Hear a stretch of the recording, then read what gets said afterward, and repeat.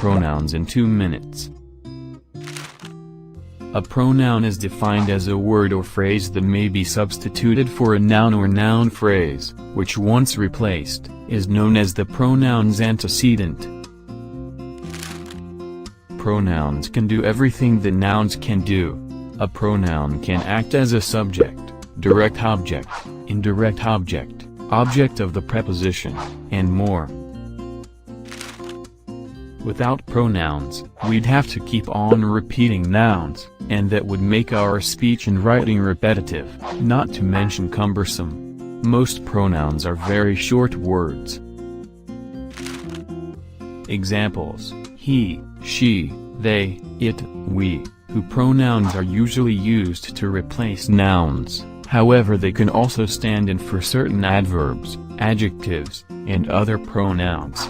Pronouns can be divided into numerous categories: indefinite pronouns, personal pronouns, reflexive pronouns, demonstrative pronouns, possessive pronouns, relative pronouns, interrogative pronouns, reciprocal pronouns, intensive pronouns.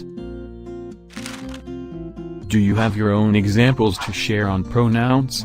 Comment below.